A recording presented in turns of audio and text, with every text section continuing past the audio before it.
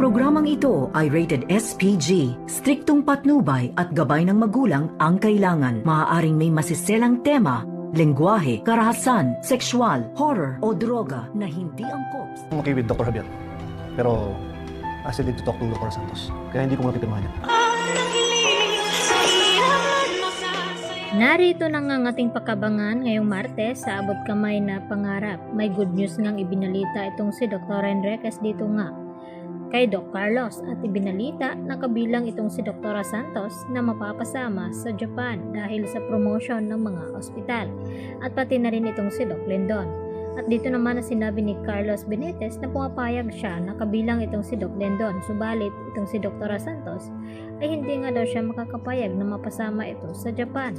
Kaya nga daw hindi niya ito pinipirmahan. At nagulat naman itong si Dr. Enriquez dito nga sa sinabi ni Doc Carlos Benitez na tila may kakaiba na naman itong si Carlos dito nga kay Annalyn Santos na hindi niya ito pagbibigyan na kahit kabilang nga sa promotion itong si Annalyn na mapabilang pagpunta doon sa Japan. Samantala nasalubong naman dito ni Giselle itong sina Justin at itong si Eric na kung saan ay paalis na nga papuntang US. At dito sinabi ni Giselle sa kanila na tuloy na ba talaga ang kanilang pag-alis.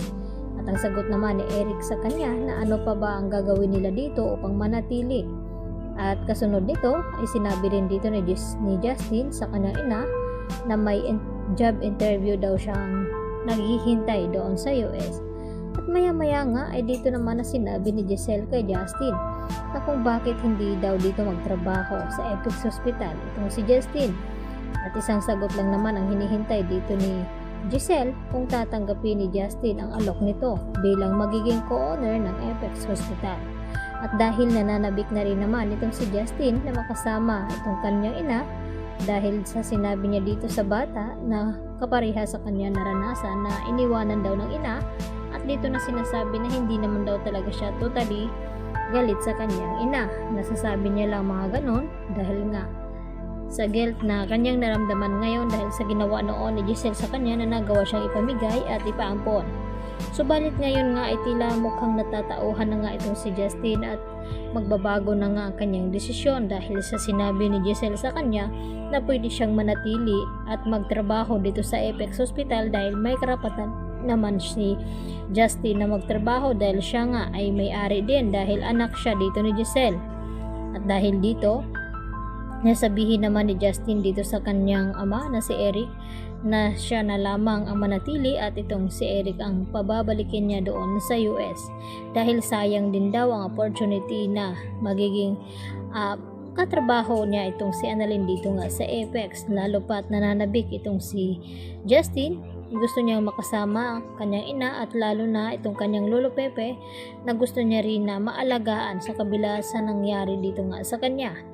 Samantala agad naman na ibabalita din dito ni Dr. Enriquez dito kay Annalyn ang kanyang nalaman na kabilang ito papuntang Japan. At hindi nga mapipigilan na mapapabilang itong si Annalyn dahil gagawin naman lahat dito ni Doc Lindon Javier na mapasama nga itong si Annalyn sa kanya papuntang Japan. Kaya ang gustong mangyari nito na yayain ni Annalyn ang kanyang ina na si Lynette na makakasama din doon papunta sa Japan. Kaya yan naman ang ating pakatutukan. At isa pa ay ito na nga kung kailan nga ba gagaling at magmulat itong si Don Pepe na sa ganun ay siyang magpapatunay kung sino nga ba ang mga kumidnap sa kanya dahil yun nga ang hinihintay ngayon ni RJ na gumaling itong kanyang ama at yun ang palagi niya itong pinagdarasal. At dito naman na sinabi ni Lynette kay RJ na wag daw itong mawala ng pag-asa dahil alam niya na nandyan itong si Don Pepe na lumalaban para sa kanila ni Giselle at RJ. Baka pagising nito ay iba na at mabait na itong si Don Pepe at magiging malakas. Yan po ang aking panibagong latest update today at maraming pong salamat sa inyong pananatiling panonood dito sa aking munting channel mga kapuso at hanggang sa muli, marami pong salamat.